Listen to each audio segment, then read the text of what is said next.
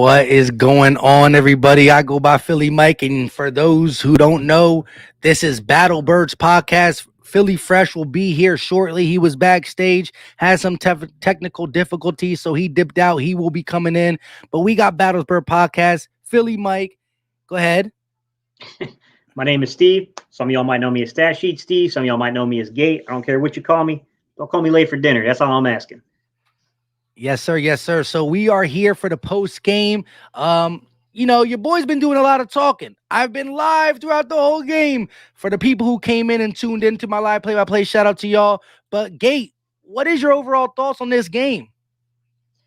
Look, man. I mean, it's hard to fault when you're winning, 2-score games. I mean, I'll say this. Let's just get the negative stuff out of the way so we can talk about all the positives that came from this game, because there was a ton of positive. I felt like when Jordan Howard went out of the football game, I was a little iffy on, like, what I'm saying, like trying to judge us from closing games, because I felt like that took us a series or two to adjust with Jordan Howard out to close this football game. Hopefully we take that as a learning lesson, and we learn that, hey, man, if something happens like that, we've got to find a way of still playing that power football. But, Miles Sanders eventually got it together, and I thought Miles had a couple of really big runs down the stretch. Although that fumble, man, oh, boy. Ugly early start. Ugh. Yeah, hey, Steve, how do you feel about the second fumble? Because I believe if I was a Saints fan, I would have been mad because I didn't think that the forward progress was too much, right? So, I agree, Mike. So, I was like, hey, I'll take it. But, yeah, I thought the same exact way, like, ooh, that was real close. Yeah, and so me, as you just said, I'll take it too. But now I'm looking at Miles Sanders like in the back part of my head, I'm counting that as a fumble, right? And it's like both of these fumbles would have came inside the 5, and that would have gave the Saints the life to possibly come back. Yeah, I thought I would have. They definitely played him less, but I was calling in the live play-by-play to sit him for a little bit. Like, that's not me saying he's done. He's never gonna run for us anymore. But you gotta do something. You can't allow back-to-back plays like that. And I guess maybe because they didn't actually call it, we got away with it. But you never know if that can happen late in the game. So, and I love Nick and everything, man. I think Nick's been doing a really good job. Recently, I think he's been doing really well. But I will question this one thing, dude. You're backed up against the goal line. Put Howard in. What are you doing? Like, Howard's the back for that situation, in my opinion. Unless you're going to run a screen or something, Howard's the guy that really probably should be handling those type of carries, man. Especially when like the momentum was there. You know what I mean? Like, all we gotta do is get ourselves back off that goal line, and we would have had things. But look, at the end of the day, man, what a performance, man. I mean, this team came out, bro, and it was ready to fight, and that's something I'm happy to see, that this team was ready to get down there and fight. And boy, Jordan Mailata, my God, bro, he was ready to fight, man. He was not having that.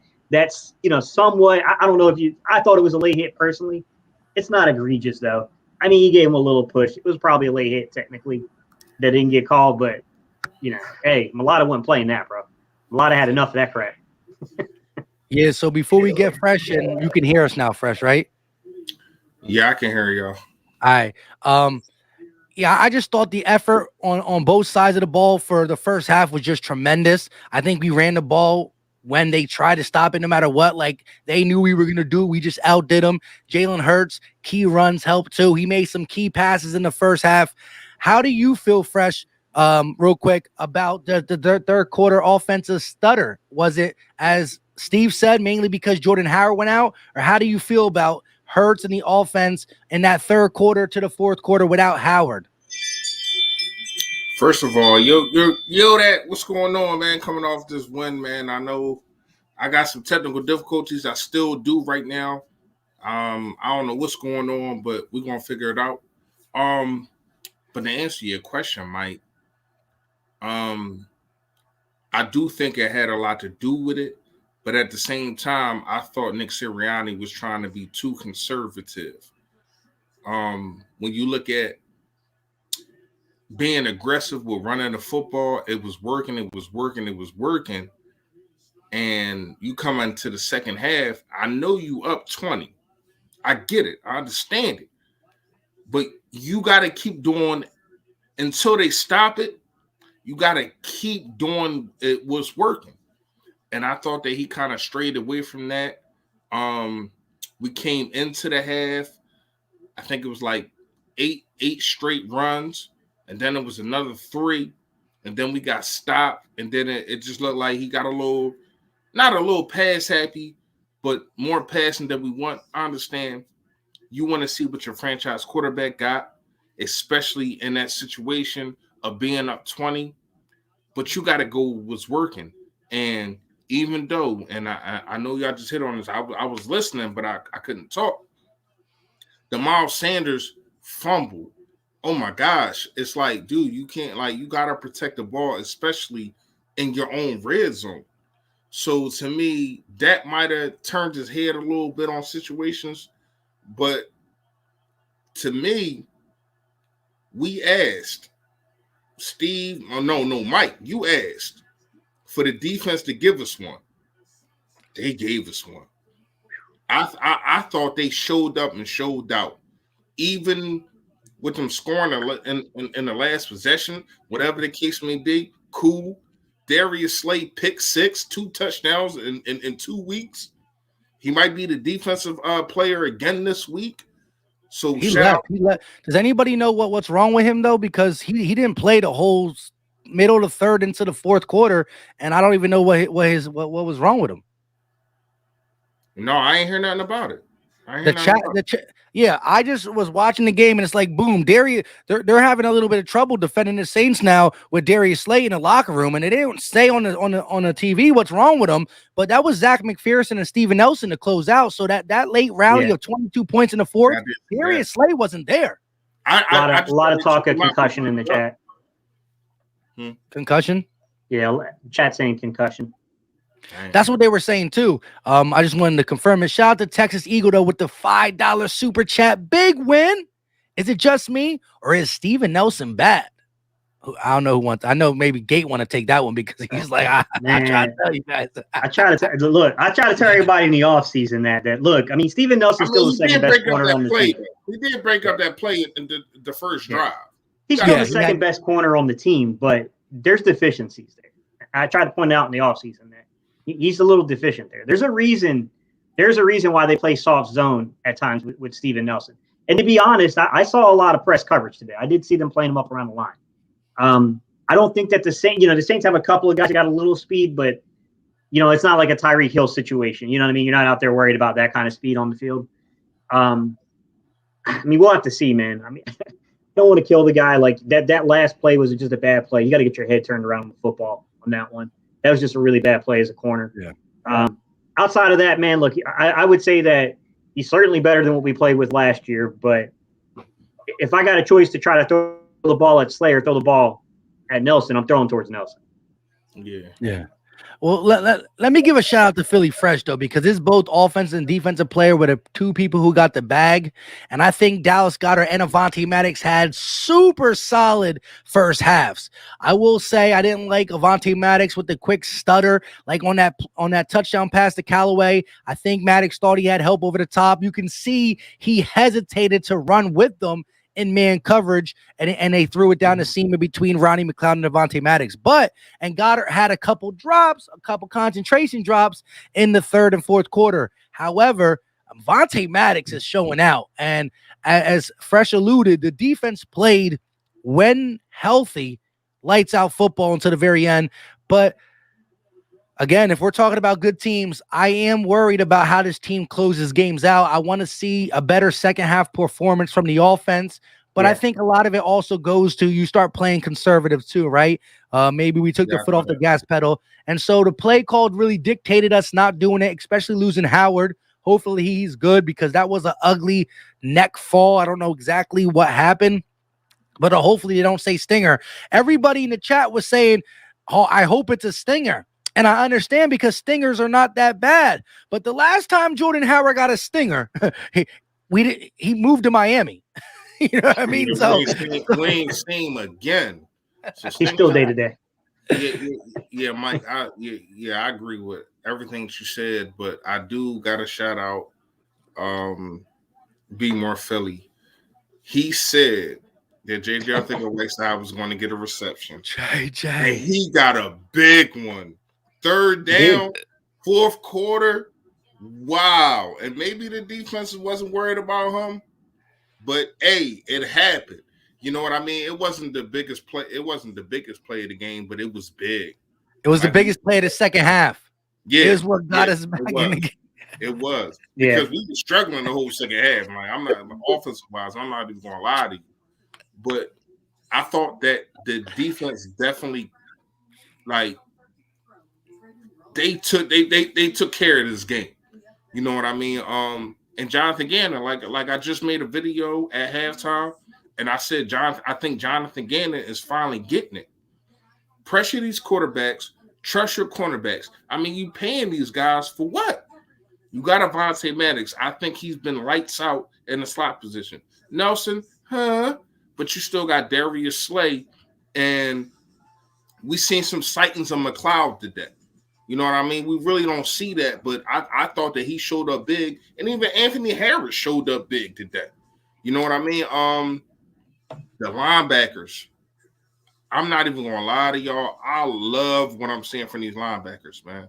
Like, and it's crazy. It's crazy. Like we never say that, but when you look at what Taylor has been doing, and I hope that I don't know what his injury is, but I hope that he's good. And you throw in some Bradley, TJ Edwards is balling. He's balling. And then you throw in a little bit of, once again, what we say, Alex Singleton.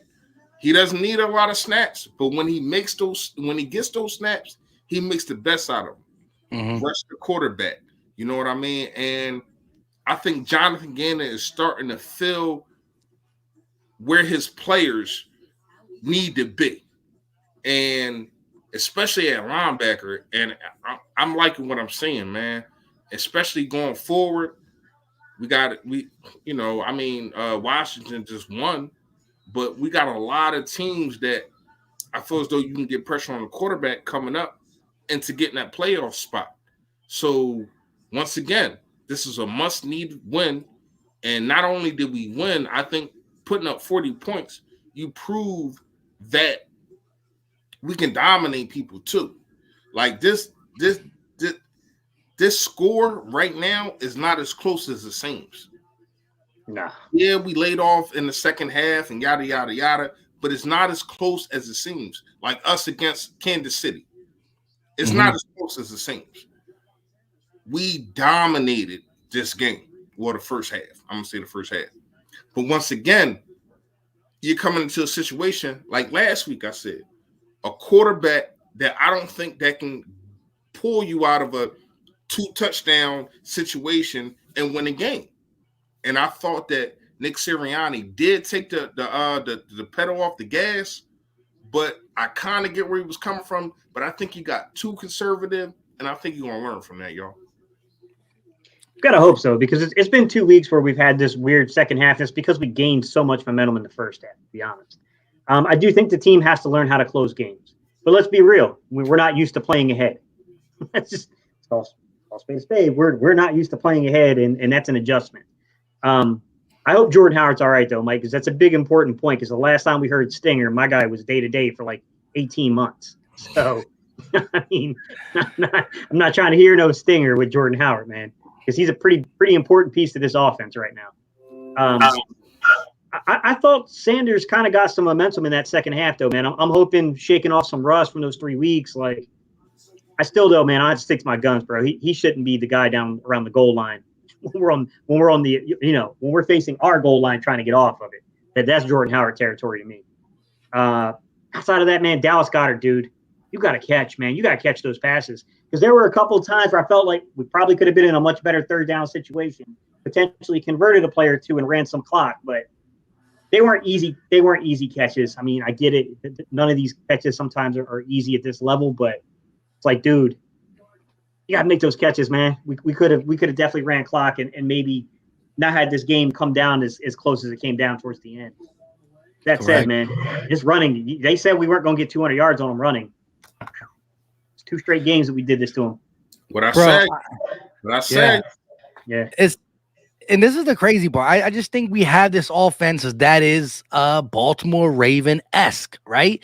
I honestly think when the Baltimore Ravens were doing all this running, it was Lamar Jackson and a bunch of nobodies. But because Lamar Jackson was so lethal, because they had a good offensive line, you can really put anybody behind the Baltimore Ravens and they run the ball pretty good, right? It's a bunch of young guys. I think Jordan Howard, Miles Sanders, and Boston Scott is better than any running backs in Baltimore. So you look at Hurts as a passer, and I think he's a step above Lamar early in Lamar's career, right? He's right around here, right? Throwing the football, throwing the football. And I'm just saying that as a whole football player. You've seen, again, this is his first starting season, and you're seeing the pocket presence, the ability to stay in there and try to go off his first read. So played that way, right? Again, you should never have Jalen Hurts throw the ball 40 times. It's just not in his game. There's going to be games where we need him to try to catch us back up, and it's going to be hard, but we'll cross that bridge when we get there. But when a run game is as deadly as ours, including Jalen Hurts, you have to make that the forefront no matter who you're playing. And again, there's only one number one rush defense. The rest are number 2, 3, 4, 5, 6, and on. So if you could do it to number one after the day, I'll tell you that. Yeah, but if you could do it to number 1, you could do it to number 2 through 29. And so that got to be the focal point. But I got to say, shout out to Jalen Hurts on that 3rd and 1 late in the game. I was like, bro, another quarterback keeper, because the quarterback keepers have been crappy in the second half, right? Like I saw Jalen Hurts slide down at the line of scrimmage like 6 times. So I'm like, stop calling it, Nick. And he called it again. I'm like, dang, he about to get a loss of 1. And he pulled number 96. Your soul is mine. Some more to come back stuff, right? This man, he pulled him out his cleats. He pulled his soul away from him. And then that run to the touchdown was just great. Listen, Jalen, that was just Mike, they got a search out there trying to find that man's ankles. Yo, yeah, that was a highlight and a half. That sealed the game, though. Yes. That sealed the game. Speaking of Jalen Hurts, I think we are witnessing him develop. And I'm not even talking about the running. I'm talking about the pocket presence. Mm-hmm. The pocket presence of not just, oh, nobody's open, I'm going to run. Even last game, and I failed to mention this in the pregame. But when he slid over and threw that ball to Devontae, like just a slide, and that's things that Tom Brady and the guy that he said that he got a good connection with, Peyton Manning. You know what I mean? These are things that he does because they can't run. It's not like they don't want to or whatever, or they wouldn't choose not to, but they can't. Mm-hmm. So you can manipulate the pocket just by sliding. Oh, it's a guy coming this way. Let me move this way. And I thought that Jalen Hurts did that last week, and I thought that he did that today. And that was the first 2 games in his career that I seen him doing that. So I don't know if it's the coaching, which it probably is, or him watching tape, but I think he's getting better in the pocket. And shout out to Dallas Goedert, man. Like, dude, you're earning your money today. You're earning your money today, man. I ain't even gonna lie. I thought that touchdown was a touchdown. Like, they didn't want to. They didn't want to challenge it. They wanted to get back to the line or whatever the case may be. But in my view, that was 6 points, and he looked like a man amongst boys. Like when you talk about Dallas Goedert, like when he catches the ball, he's not shaking people, but he's pushing them off of him. Like, you can't tackle me. It's going to take 2 of y'all. One of y'all is not going to be able to tackle me. And I like it, but it scares me at the same time. And I'm going to tell you why. Because we've seen the same thing with Gronkowski. And what did they start doing? They started going after his knees. And Gronkowski still has a problem today and had to basically retire because there's so many hits to his knees. I'm not trying to put up no bad situation, I'm just telling y'all what I see. This dude is he's a Gronkowski type of tight end. When you talk about the style that he plays, and it's dominant, and I want to keep saying it, but I just hope the league don't catch up to what they did to Gronkowski. Go ahead, Charles. I see a couple comments in here. Tim, you're not the only one that said this. I got to disagree with you guys. Some of you guys are asking to field punts he should not be fielding. There's no benefit to him trying to field the punt inside the 5. What's the best outcome there? Honestly, like that's not where you field the punt. He's making the right decision. I think if you want to call him to question Reagor's decision making, it's on the kickoff returns, because I feel like he kind of flattens out when he gets up close to the 20, trying to wait for a hole to open up instead of just going through. I don't think he's a kick returner. I think they need to maybe put a running back there. Something, maybe if you activate Gainwell and give him that role as a kick returner while you're working in this rotation, I think that'd be a better role for him. But I got to disagree with a lot of you guys on the punt returns because it's too risky to field inside the 5.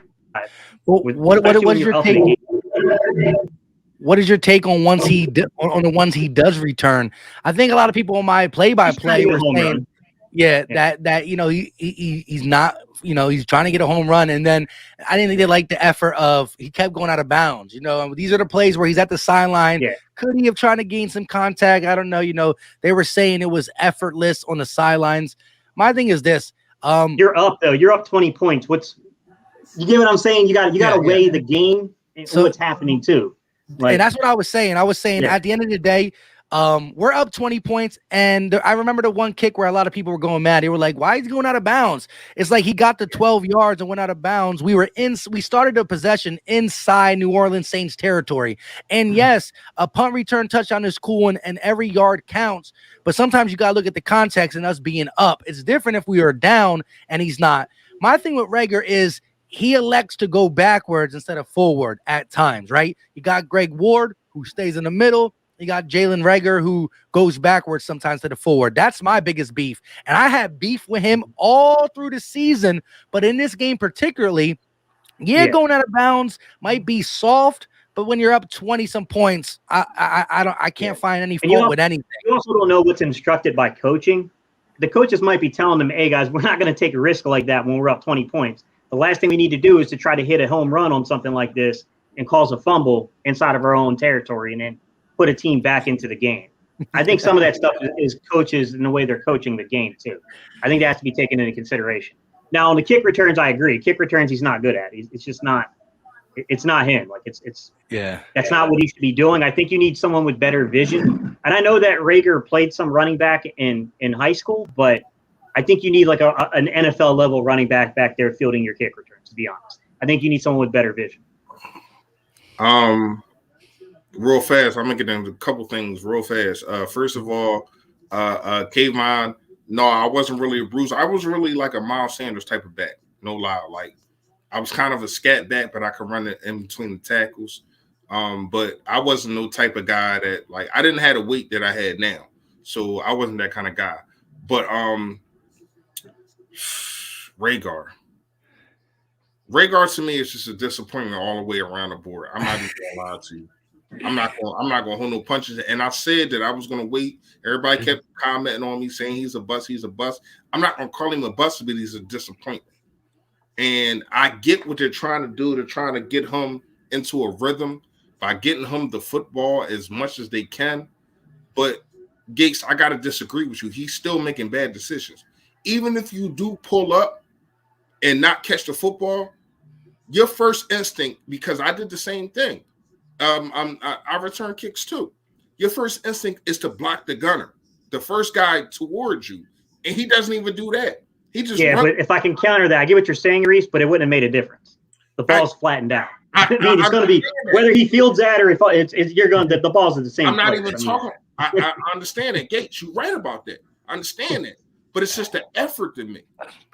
You're showing no effort into blocking anybody when you know that you're not going to catch the football. Once you make that decision to catch the football, the first thing on your mind is to block the gunner because you don't know where the football is going to bounce, right? Yeah, but let me ask you something, though, Reese, because I know this too. There's taught techniques, and the technique might not be to go into the gunner. It might be to get the heck out of the way and don't let the ball get into you. That's the other part of that. I mean, yeah. But can I bring up something real fast? Somebody brought up in the chat, and I was thinking about it before they brought up in the chat. But shout out to Mailata. Mailata ain't with it. He is not with it. You want he going to war for his quarterback, and the whole game he made sure to make a statement to who was it, Lattimore? Davenport, the one he rumbled with? Yeah.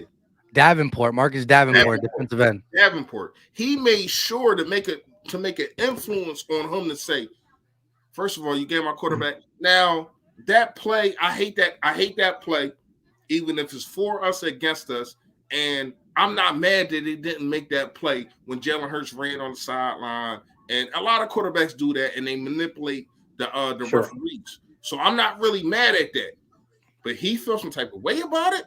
He kept it going the same game. He kept that same level, the same game, and it didn't lead to a personal foul. And I thought that was big. But shout out to him because he's telling y'all, I'm a dog out here. I'm a dog. He's let that right there. He let the league put on notice. I'm a dog out here, and you're gonna have to come see me, especially when it comes to my quarterback. So shout out to him for that, man. Go ahead, Charles. Hold on, and let me ask y'all a question. This is a good one because honestly, so Philly Jackson said, "Yeah, Rager ain't it. He equals Aguilar 2.0." Let me ask y'all a question. If it for one season, would you take Aguilar or Jalen Rager? Their career trajectory is pretty similar. I mean, Aguilar didn't do anything his first 2 years. It really wasn't until his third year that he kind of produced, which was 17. When he played in the slot. Yeah. When he played in the slot, but Rager is playing in the slot right now, though. Now Rager, they got him playing flanker. They move him around. Yeah, they move him around. They move him around. Definitely. And I disagree that Rager doesn't contribute. That's not the issue. He contributes. He's their motion guy. He's there to draw the eyes of the defense. The problem is that he's not giving you the production you expect a first-round pick to give. That's the bigger issue. Is you spent a first-round pick on a guy, and what he's giving you is just eye discipline of the defense. But I will say there are plays they miss him too. The Boston Scott screen early in the game. Rager was wide open across the middle of the field. And that's not a misread by Jalen Hurts. That's design and concept. Right. He's throwing the ball where the play is designed to throw the ball. But you can clearly see Rager streaks right across your screen, and he's wide open. And it's like, boy, wish we had that play back, to be quite honest, because – Yeah, but here's the thing. This is why people saying that he juices Gates, because they're saying, all right, you're putting him in motion, but that's not doing anything for the offense. It is, though, but that's where they're wrong. That's where they don't understand offensive concepts. It's holding the eyes of defense. It's doing something. I'm speaking from what they're saying, because they're saying if you're not putting up numbers, you're not doing anything. And I had to take a step back on that myself and look at what Fletcher Cox was doing. He's not producing at a first round level. I agree with that. Like you shouldn't spend a first round pick on a guy that. But none of our wide receivers really balled out today. It was the Dallas Goddard show. So none of our wide receivers really, like even Devontae Smith, he had a couple plays. I thought that was excellent defense on that. Should have been touchdown on Devontae, but Lattimore pushed him, and I don't know how you can push somebody 10 yards after 10 yards, but whatever. Yeah. So they were the officiating in this game in particular was bad. That Dallas Goddard, that was a touchdown. I don't know how they missed that. That was a clear touchdown. It didn't matter. They called it on Devontae. And not only that, Devontae Smith got to get smarter on them picks. You can't lean your body into somebody when you're doing a pick. You just got to run your route. Just run right through him. I'm running a route. He's in my way. And they don't call that. But he put his body into the defender and basically pushed him. You can't do that, especially in the NFL right now. You know what I mean? They're really, really looking at that.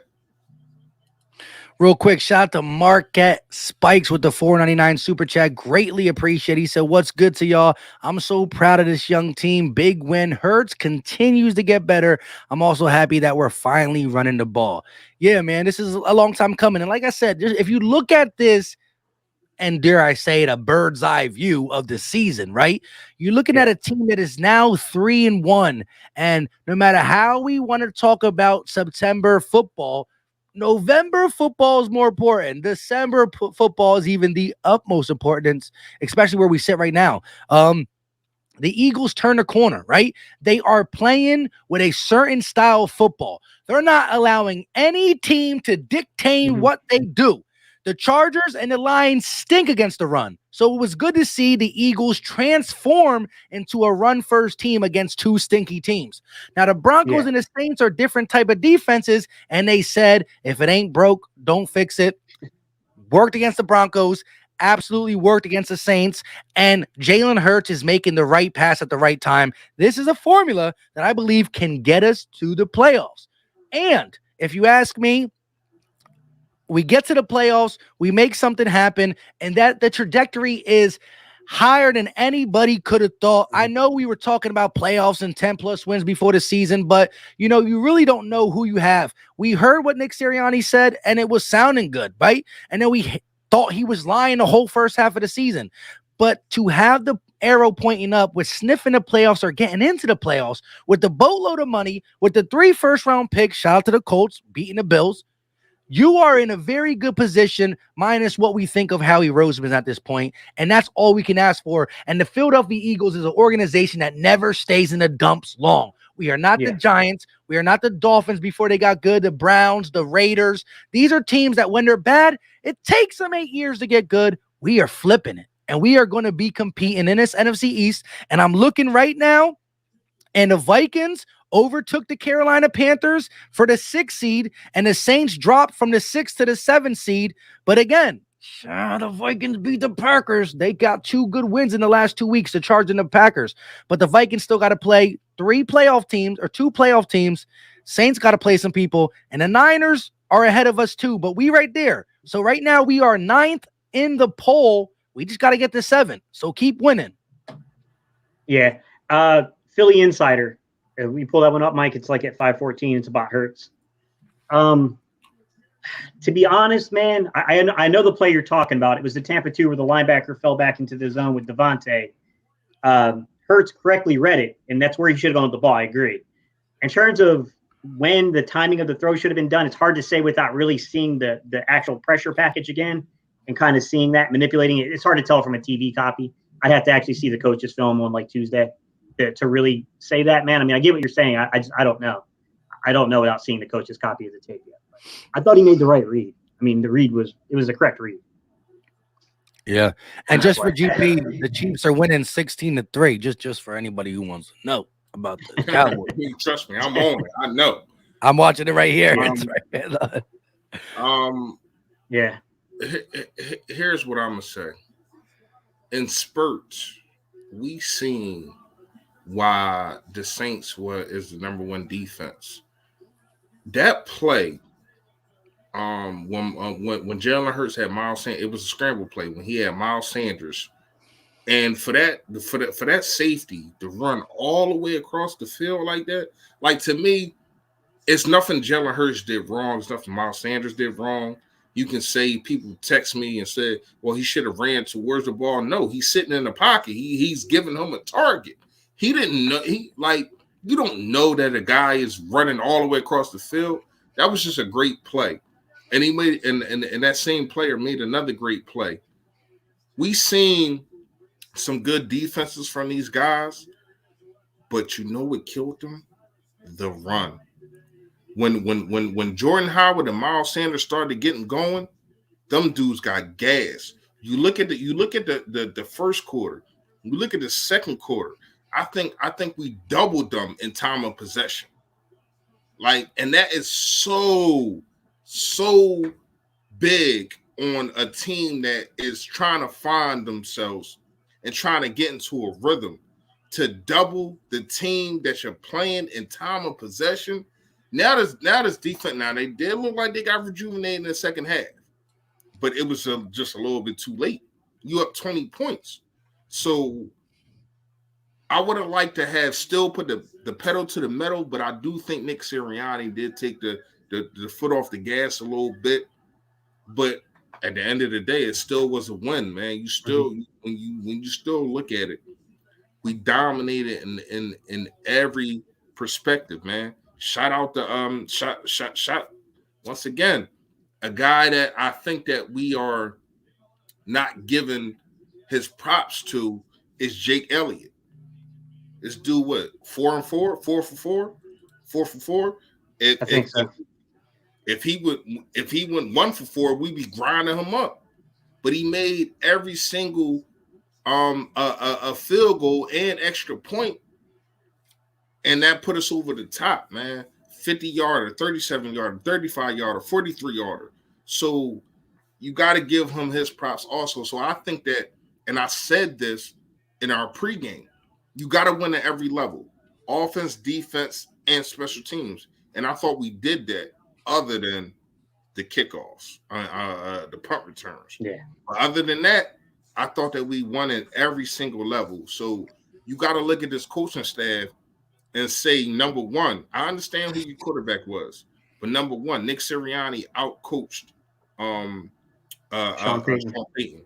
He did, because it took them too long to get Ingram incorporated, and then I ain't gonna lie, it seemed like they just fell away from giving Ingram the ball, and he was getting positive yards. Like, Ingram definitely was getting positive yards, but then they just gave the quarterback the ball again, and he was bummed. He's bad.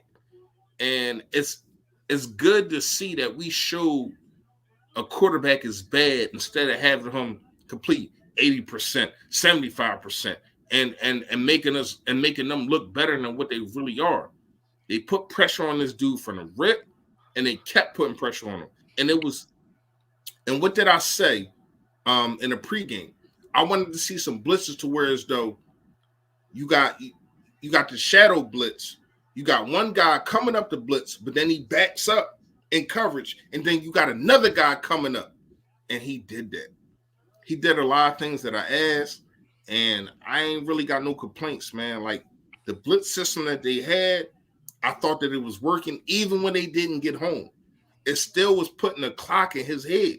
And that's what you have to do, especially with a guy that doesn't start like that, a guy that's not top echelon. You put a clock in his head saying, oh, these guys is coming. And then once he see a guy coming, then he back up. Oh, now I got time. But no, it's another guy coming. So I thought Jonathan Gannon called a very, very good game. Go ahead, Joe. Yeah, I think this was a flawless performance in the first half, and I think the second half was more of a result of Nick Sirianni getting his foot off the gas pedal, not really adjusting to losing Jordan Howard, and Jonathan Gannon definitely taking his foot off the gas pedal, playing soft zones, trying to make sure Zech McPherson and Steven Nelson, now being your number one, don't get beat over the top. I think that played a hand in it. Again, we're not deep enough in corner that if Slay goes down, we're a bunch of just guys now. You know, Steven Nelson goes from a quality second to a horrible first. Zech McPherson is just a rookie who's, fourth round pick for a reason. And Avonte Maddox, you need to keep him in the slot, but they just won't target him. I got to say this, though. Again, the resiliency of this season is where I'm at. The Saints were a really banged up team, but it was crazy because I was talking so much trash at halftime, and I'm like, well, they were down 21-6 to the Titans, and they came back and lost by 2, and then it just happens, right? The whole chat about to blame the loss on me. So I just like that the run wasn't working we couldn't get nothing going, but when you needed a drive, guys who didn't contribute all season stepped up, right? Miles Sanders didn't contribute all season, not because we didn't allow him to, right? Nick Sirianni didn't give him a chance. He fumbled, in my mind, twice, but I'll only mark it one because that's what counts. And he rose to the occasion on that drive. Jalen Hurts and then J.J. Arcega-Whiteside, right? If there was a list of Eagles that could get us out of an offensive funk, he would have been on the last page, right? You probably would have just left him off. And he rose up and he was hyped. My man came up and gave the biggest first down thing. He was feeling good. He was looking for an umbrella. He was feeling himself. So shout out to J.J. Arcega-Whiteside. It's crazy because remember in the pregame, Mike, we had the whole situation of who's going to be the surprise guy. Whatever Shocker, right? Nobody, not us, nobody in the chat said J.J. Arthur-Whiteside. And I'm not going to lie. I thought that when we look at the guys that we picked, I picked Tyrese Jackson. He did nothing. And a lot of guys that we picked, J.J. Arthur-Whiteside had the best moment in the game of all the guys that we picked. Yeah. Even though he was wide open. It doesn't matter. Yeah, it don't matter. He made the play. He made the play to keep the ball rolling. And then once they got the football, it was over. The game was over. Mm-hmm. You know what I mean? So you definitely got to shout him out for that. But my only question is with that is, even Quez Watkins, I don't think Quez Watkins had a target today. Yeah. I'm trying to figure out what's going on with that. Was it we're just going to utilize the middle of the field, and they're not giving us they played a lot of too high safety. That's what I'm gonna say. So Quez Watkins might have been taken out the game, but you still have to. He's still a talent, so you still had to find a way. Even when a guy like, and I'm not comparing the two, obviously, but even when a guy like Tyreek Hill and they play cover and they play cover 3, or they have too high safeties, and they try to take him out the game, it's still underneath stuff that he does. It's still screens that he does. And to me, I didn't see any of that when it came to Quez Watkins. I would have liked to see some of that. Go ahead, Charles. I mean, well, hang on. Just real quick, guys. JP Martinez. Listen, though, here's the thing about J.J. Arthur-Whiteside. If you need a receiver to line up on the right spot on the line of scrimmage, nobody lines up better than J.J. Arthur-Whiteside. According to Grove. According to Grove. But I mean, look, man, I don't know what to make of that one play. It was nice to see JJ get involved and do something. It teases you, man, because like this offense with a big bodied receiver like that, it would flow. It would absolutely flow with a power running game. It would completely flow. And it's a tease. It's a tease because I don't have the expectation we're going to see JJ start catching 4 or 5 passes and 2 or 3 first downs a game. I don't want to put my faith in anything like that. With that said, man, like that was a big moment. It really was a huge moment. Like it was such a smart play design too, because dude, they got caught. They got caught so hard on that play. They definitely got caught. Well, nobody would have thought. First of all, every time JJ gets in, you got announcers thinking he's tight ends last week. JJ gets in, they automatically think he's blocking. They do not think the ball's going to JJ. He like a lineman out there. It's like that for now on, the announcers gotta announce that number 19 is eligible for receiver. You hear me? Yeah, right. They might have to tell him. This is why I can't be live, guys. This is why I can't be live. When I saw that play and I saw JJ and I saw him move across the formation, I said out loud, "This is the most obvious running damn play ever." And it was a pass to JJ. He got me. He got me on it. So did I. I was like, we're running the ball again? And then it was just boom to JJ. But real quick, though, we got 221 watching. We are live on 3 channels, right? The Philly Talk Podcast, Philly Freshest channel, and Gate City Sports channel. Wherever you're watching, hit the like button. You don't know how much it helps. It's free. It's easy. It don't cost a thing. And definitely, wherever you're watching, when the show's over or take some time now, search up and subscribe because we will all be dropping content all week. If you thought we could talk when we were losing, wait till we can talk when we're winning. You know what I mean? It feels a lot better. Speaking of that, where your man at? What's his name? 401k or something like that? Where he at? I know. He said he was coming through. I don't know where. I don't even remember the dude's name. Yeah. I do. I do, and he ain't in here. Where you at, bro? Yeah, because he was definitely on it before we got off of here on the pregame. And he said, even if we lose, I'm gonna come through. No, I flipped his words around on him. He was saying when we lost, he was gonna come back, but he didn't say when we lost. Okay, yeah, okay. But that's what he was implying, so I flipped his words on him. Oh, I got you. Yeah, I flipped his words on him. JJ, I knew he wasn't gonna come back. Yeah. So that's a good point. 2020 vision. Do y'all think, because when you look at it, I like Devontae Smith, but we don't have no possession receivers. And if you and I'm talking to the chat, Philly Fresh holds on to. No, I just like to tell y'all when I'm right. That's all. But Fresh, look, Fresh be up here posting the comments up in the locker room. Y'all see this? Yeah, I just remember 410 too. It was just 410 something. He was like, "Don't worry, I'll be back, win or lose, but we gonna win the game." Yeah, he don't want none of this smoke right now. Yeah. But when you look at it, us not like Devontae Smith can be a possession receiver, but I'm not gonna lie. I don't know if y'all seen this, but when Lattimore picked him up after he tackled him, I said, "Yo, this dude is too thin to win." I ain't gonna lie. Did y'all see that? Yeah. He picked him up like And not only did he just pick him up effortlessly. I'm like, yo, how much does this dude weigh? Like, this is the NFL player that he just picked up. Last time I seen that was when in 2016, or was it 17, when Jason Peters picked up Sproles after he ran in the end zone. No, he caught him. He caught him. Caught him, yeah. That's the last time I seen something like that. Yeah. But back to what I was saying.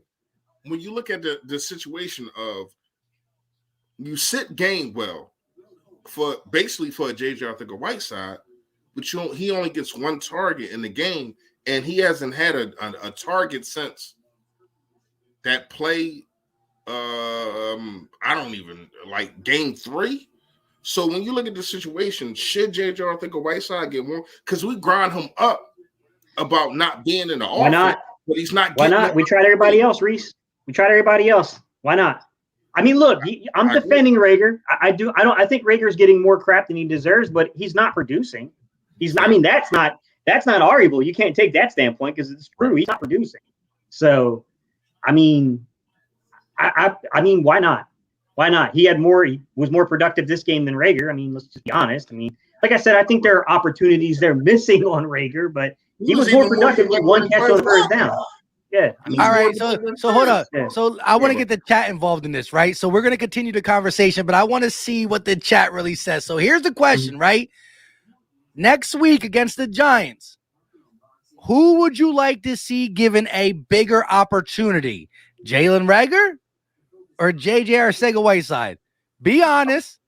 I'm gonna go Boston Scott, the Giant Killer. He said the Giant Killer. Oh yeah, he need to get some snaps. But go ahead, chat. I really want to know honestly, because look, there's nothing I don't think Whiteside is gonna do much. Yeah. I mean, again, but I don't see nothing in Reagor either. So it's like an absentee third wide receiver. Greg Ward, I think he's still on the roster. I don't see him. I think they're really trying to go the youth route and see what we got. Greg Ward, I knew he was going to be talked about without even be. It's like I asked about Reagor and Whiteside are like Greg Ward. I mean, look, personally, I would try some stuff, Mike. I would try either in that tall slot or boundary side X receiver role and just see if you can't get something, give them an opportunity to give you the catch radius and the size.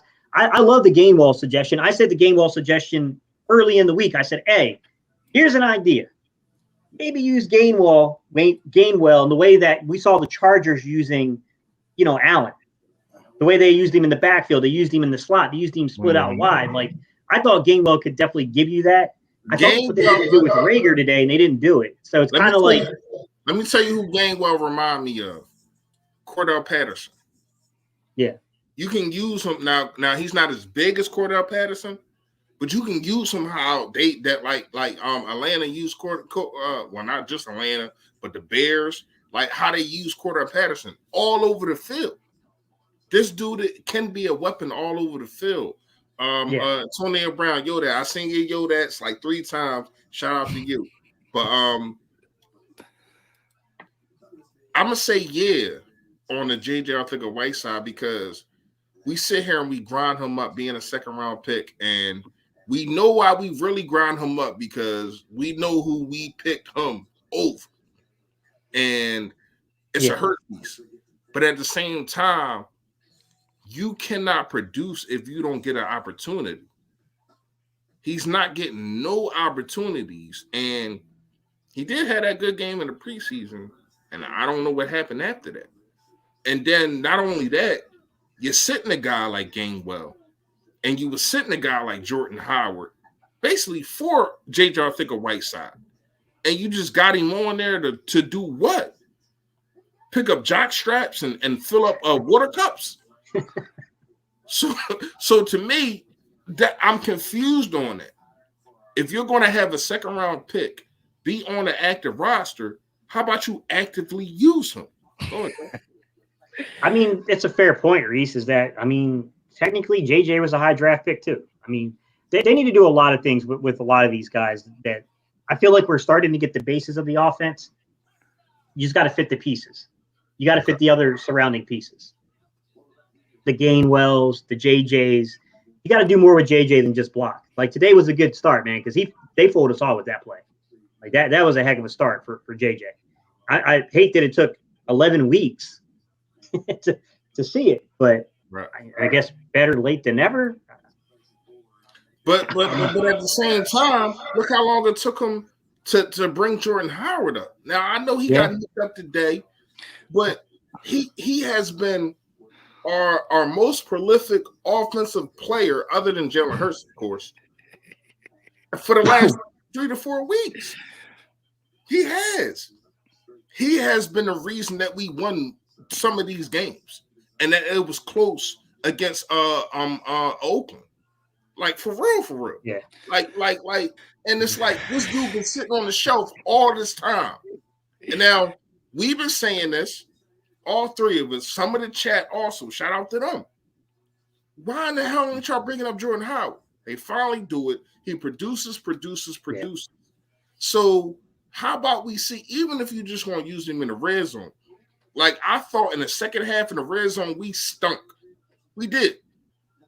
So to me, it's like, get this guy an opportunity. Even like, don't just have him just block it. Get this guy an opportunity, and then we can judge him on that. Yeah. Yo, wait. Tell me if I'm wrong, right? But the last 3 catches Jalen Reagor has, I think it's 3 catches for negative 15 yards. He had the one really nice conversion in the last game, but that's it. I mean, it's because they keep doing that stupid. They keep doing that stupid tunnel screen. Yeah, they keep doing that stupid tunnel screen that everybody sees coming. Everybody sees that coming, and it's such a timing route. Like if that route is not timed correctly and you don't have the blockers in front of you, it's the easiest play in the world to defend. It's like, come on, man, you keep doing the same thing with the same player. We get it. They get it. They know that's coming, man. You got to switch it up more than that. And Aishan, I don't disagree with you. Don't take this wrong way, Aishan. I don't disagree with you. I agree Reagor is a far more talented player than JJ. But he's not like, they're not using him. So what's the, you know what I mean? Like, what's the point? If you're not going to use him, like, I mean, look, yes, he serves a role for the offense. He holds the eyes, but if you don't give Reagor the ball on those jet motions and stuff like that, I mean, pretty soon defenses aren't really going to recognize that as a threat.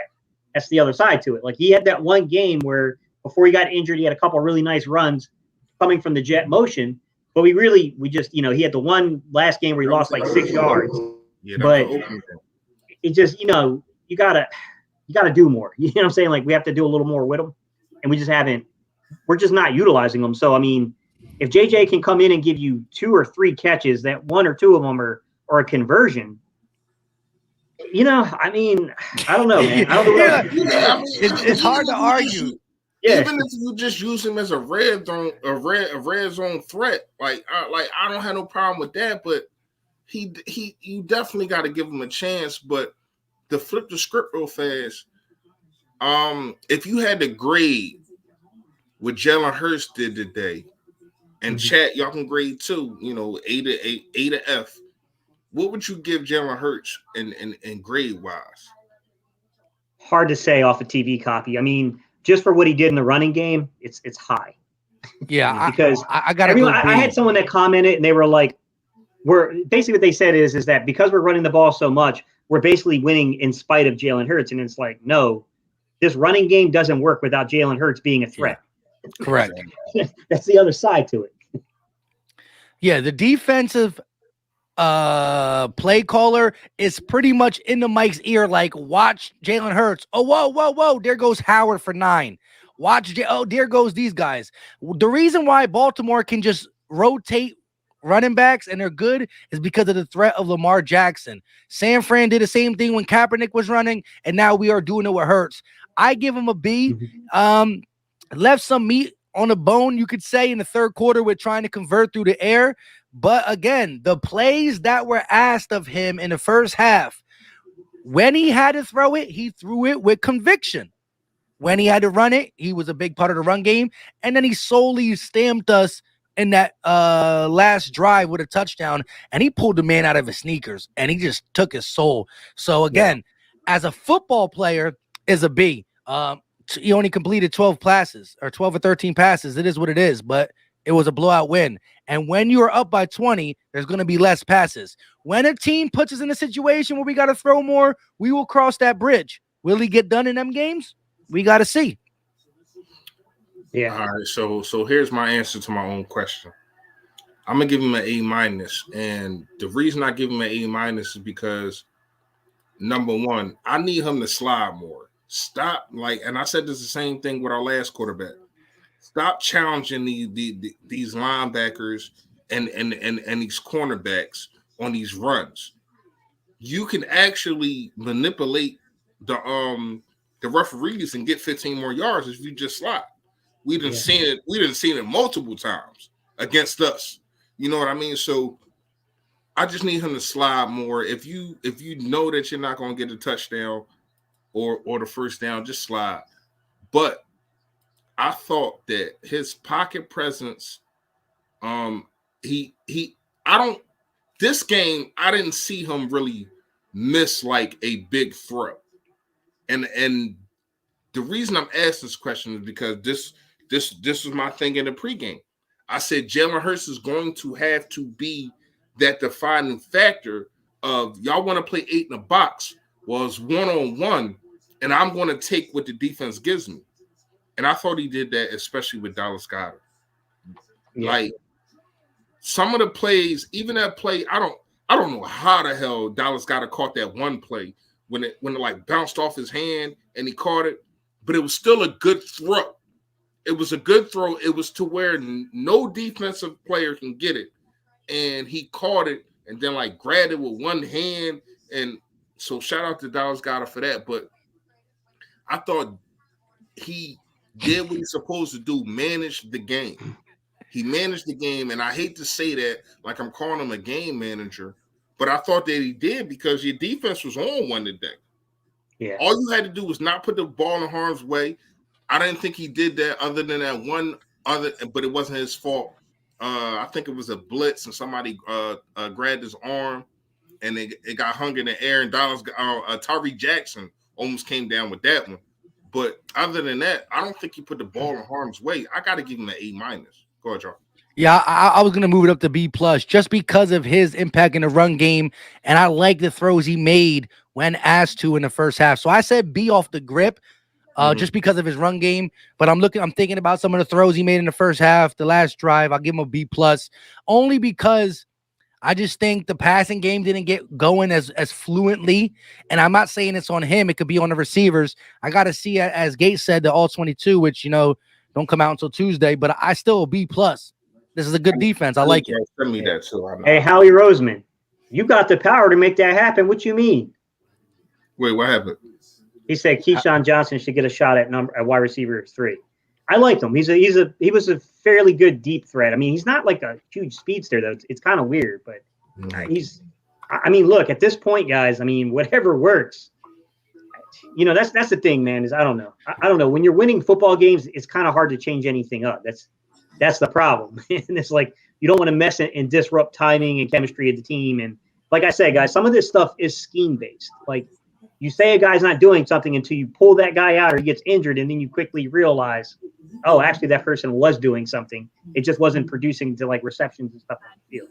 So I'm always a little careful with that stuff because you never really know until that guy's removed from the offense, and then you're like, okay, this is a problem. But I don't know, man. I mean, I'm more concerned about is Howard okay? That's my bigger concern is Howard okay? Yeah. Because, Howard and Miles Sanders together, I think that could be a pretty special combination down the stretch here. And it should have been from the beginning of the season. I definitely agree with you. I hope that he's okay because once again, like Mike said, last time we got a stinger, we didn't see him again until week 8 of this season. So he got a stinger in 2019, and we ain't seen him in the week 8 of 2021. That's what I'm saying. So hopefully he definitely is good, man. In all seriousness, I don't know if y'all heard anything about Jonathan Taylor. I hope he good too. So who was the player that got a concussion? Was it Darius Slay? Slay. Yeah, he is in concussion protocol. I just got the alert on my phone. So hopefully he's good. But I ain't gonna lie to y'all. Looking forward, if we can keep playing how we playing, I really don't see. Now I'm looking forward a little bit to that. I know. But I don't see another loss if you can keep playing how you've been playing these last 2 games. Like, you got to look at the teams that you have played. I understand. Like, this is supposed to be the number 1 defense. That's what they told us. The Bills are number 1, and they got their ass kicked today too. Oh, yeah. And again, and Carson I'm mad Wentz because got a run game. Carson Wentz, he set the 4th quarter, so that's less plays on 75 plays that he got to play. Yeah, true that. So yeah, but ain't no point in risking him to injury from something stupid. You said what? There ain't no reason to try to risk him on injury and something stupid. The Bills at least make it more competitive, so that quarterback could be on the field. So we have a 1st round pick instead of a 2nd round pick. But yeah, it is what it is. I mean, it looked like he on pace to have 75. I mean, so I know, Mike. I know you need to get off here, man, because I know you've been talking for like 5 hours in a row now. But we just real quick before we jump off, let me ask you a question. Let me ask you a question. Do you honestly think we're going to use all 3 first round picks, or do you think that we're going to probably move up or move back? We're moving back. You think we're going to move back and acquire more 2nd and 3rds? When have you ever known Howie Roseman to move up? He always moves back. He did a whole bunch of stuff this past year, so I can't even keep track of what he did. But he was up, back, down. He went all over the place. But he moved back, then moved up. Moved back up. Yeah, I get what you're saying. To acquire the pick. But if you're targeting a player, I guess it would depend. Is like, who's the player? Can you get them? Like, I don't know, man. My thing is you got 3 picks. If you got 3 picks in the 1st round, go get who you want. If you got a chance to get that safety at Notre Dame, I'm moving up. Yeah. That dude. I don't know his name off the top because Kyle Hamilton. Okay. Damn, yeah. Antonio Holmes said we got 2 more hours. No, this ain't like back in the day. People got stuff to do now. The pandemic over. Real talk, though. Here's my thing, right? Quarterback should be out of the question. 100% out of the question. Stop playing. 100%. Like someone in the chat said earlier, Pickett and them, they're having bad games. They're having bad games in college. I'm not saying they won't be a good quarterback, but let them try somewhere else. Should not be a quarterback, right? Now you look at how do the Eagles, not Philly Mike, feel about Jalen Hurts, the super long haul? They're willing to give him another year, most likely, if they say no quarterback. But how do they feel the long haul? We talked about it on Go Talk one time, and we mentioned it on BBP to possibly trade one of these 1st round picks for a future 1st, right? We'll gain an extra 3rd. We'll get a 1st round pick for the future when there could possibly be better quarterback drafts. If we don't believe it, Hurts gets another chance to prove us what the Hurts supporters, and I'm one of them, believe he can do. But then you got picks for the future, right? But I still think 2 picks have to come in the 1st round. And as things are going, I'm not opposed to using all 3 or moving up because Miami beat the Jets today, right? And I did a video earlier this week or last week about the Dolphins, about us and the Colts. The Colts are winning, but they do have the 20th hardest schedule. I had the Bills beating them. Well, they beat the Bills. The Dolphins have the 6th easiest schedule. They're going to win some games. And the Eagles have the 2nd easiest schedule. So there could be a time at the end of the season where the Eagles' three first round picks are 13, 18, and 19, right? Your 3 first round picks, Miami could be outside the top 10.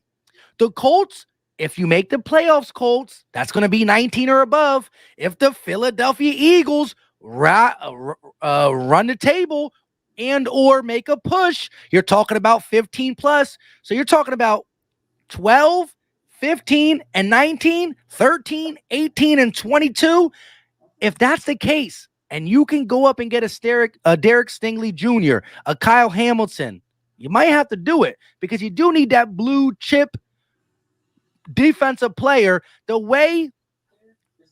Look what Micah Parsons is doing for that Cowboys defense. I know Trayvon Diggs is also, right? But you need that staple. One guy don't make a defense, but it can change it a little bit, especially with the free agent money we have and stuff. So do you want Howie Roseman picking 15, 18, and 22 where we can get Andre Dillard's, Derek Barnett's, Jalen Reagor's, and that type of player? Or do you want him going up and getting a Kyle Hamilton where it's like you didn't miss on Devontae, not because you're smart, because it's Devontae. Player. Yeah, we need an impact defensive player, in my opinion. Just because a lot of the guys we had who were good football players, I mean, Slay has turned out to be – this is one heck of a year for Slay, man. But they're all – these guys are all over 30, most of these guys that are impact players on the defense. I mean, at least we locked up Avonte Maddox, which is nice, and I'm glad that he didn't exit the game for a long duration of time because when I first saw him go out, I was like, man, no. Yeah, the way he was this is not what we need. Yeah. It's crazy when I first seen it happen. I'm like, oh, that's just a stinger. But then I seen him throwing a fit, like beating his legs on the ground. I'm like, yo, he looked like he hurt. Then I seen him buckling up the next play. I'm like, all right, tough. It's that bag talking to him. He's like, yo, I got that money. I got to go play. Yeah, we need an impact player, man, because, man, I can't remember. Who was it we were having a conversation, Mike? We were trying to figure out the contracts. And it was like, remember, we were looking over Lane Johnson's contract. And I was like, man, you can't, there are some of these contracts that we just can't move right now. We can't move them. It's way too much money. Like Lane's contract is particularly bad because it's against the cap. And then number 2, he's playing good. So it's kind of he ain't going anywhere. So what about Brooks' contract? Brandon's probably could be moved. Brandon Brooks needs to be moved. Yeah, he can probably be moved.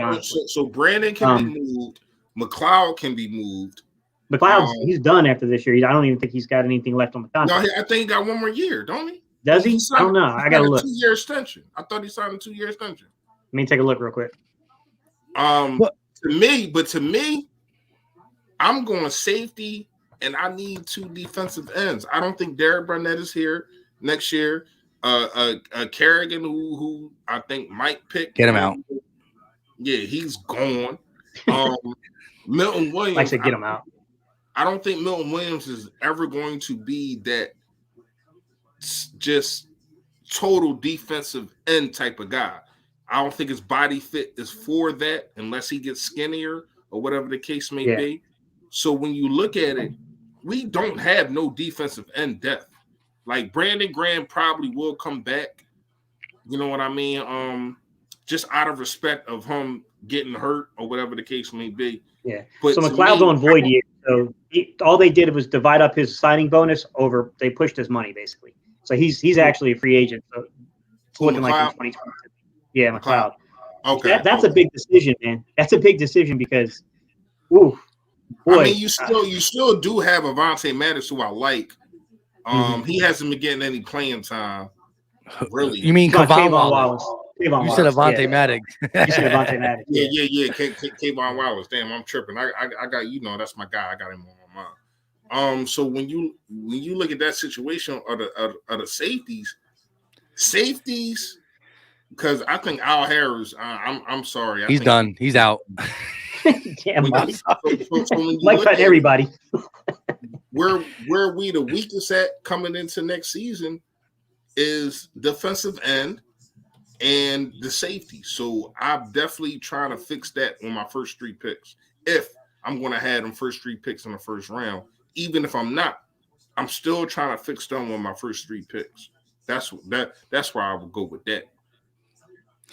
Yeah. All right, before shout we out. jump off of here, Mike, I just got to get you one more time. I got Nah, go here. ahead. I got here just one more time. You ready? We'll give you a defensive player. You ready? Derek Barnett. Oh, he's out of here. Get him out of here. I Get him already out of said here. that. I already said he's Yeah. gone. He's gone. I wanted to hear him say Yo, it. shout out to him. He did not have a penalty today. Yo, And that he could be your keeps getting YouTube shorts, close. Mike. Go That out could to be your the YouTube sacks, shorts. We man. give you names of players, you just go, nah, he's out of here. Get him out. Yeah, I'm about to do that for the thing. Shout out to Evil Eagle with the $4.99 super chat. He said, I said when we drafted Hurts, he's the future. He's built different. I was a fan since his college days. When everybody was crying, I was celebrating. And I'm not going to sit up here and lie to you. When he was drafted, I was pissed. But now I'm a Hurts supporter. Shout out to Evil Eagle. I do remember him. He hasn't been around lately, but I remember him definitely being a Hurts fan early. But real quick, I want to just get this out too. I know a lot of people are talking about linebackers too. You look at the Eagles now and you don't think defensive end is a big deal, but it is because of who's leaving, right? You got Josh Sweat, Brandon Graham, Milton Williams. You don't even got a fourth guy, unless you want to say Teron Jackson, who is good, but how much do you think he can be a staple of a rotation? The Eagles love D-line, right? They're going to invest in it. And so if we can move up and get a Hutchinson or someone like Marion Johnson said, I forgot, they're definitely going to look at it. But I think the linebacker position is being held tough with TJ Edwards and Davion Taylor. I'm not saying they're the legit future, but they're a lot better than Alex Singleton and Eric Wilson. That being said, I still want to get a linebacker, corner, linebacker, safety, and defensive end. Because we have so many needs on defense, this got to be how the Cowboys drafted. It got to be a full-on defense. Like the Cowboys went 1 through 9, 9 picks, all 9 defensive players. You got to do something like that because when you think of young people locked up on a defensive side, you think of Avonte Maddox now and Josh Sweat.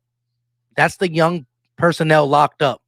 When you look on the offensive side, you got Devontae, Quez, Jalen, Goddard, Sanders, Dickerson, Mulata, Driscoll.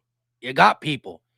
Offense is way heavier than the defense, and you got to get there. But defensive end, watch for safety is something the Eagles look at. So I think they might go defensive end safety, but I can't overlook linebacker and corner because you need to pair somebody with Slay and pair somebody with Avonte Maddox, who's a slot corner, but for the future. Let's get some last second thoughts out because my wife is about to kill me.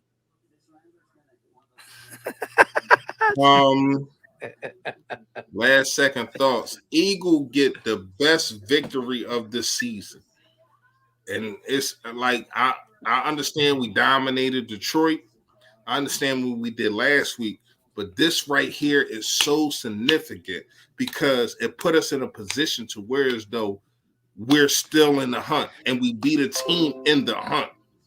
You know what I mean? So when you look at the whole situation of us getting the last win, then this win, and now we got to face the NFC least, and then you sprinkle in the Jets in there. Come on, man. Love it. Come on, man. Now, I don't want to get too happy because we know it's divisional games, whatever the case may be, but we did see our last quarterback go 5-0 in the last 5 games. Can we see our new quarterback do that? I think so. What you think, Mike? You think you can pull it off, Mike?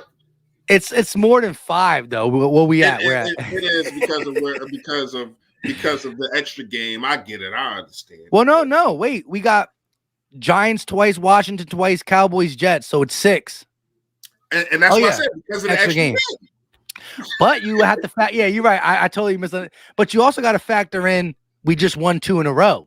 So I mean, no, I know that. That's why I said right now. Do you think that our quarterback can go 5-0? And I said yes, especially. Yeah. We eating up the Giants next week. I can't wait. That's who we play, right? The Giants. Yeah, we play the Giants. Yeah. It's the Giants, the Jets, and then a bye, right? Oh wow, that bye! I forgot we had a bye. I thought they were just canceling our bye. I don't even want the bye. I ain't gonna lie to you. Yeah, what is the point of a bye that deep into the season? It don't make any sense. 14 games, and not only that. Hey, Mike, how about the fact of the matter is we having a bye during the playoffs, and NFC and fantasy football. Like, what kind of stuff is that? We do in ours. Yeah, week 14 is the playoffs.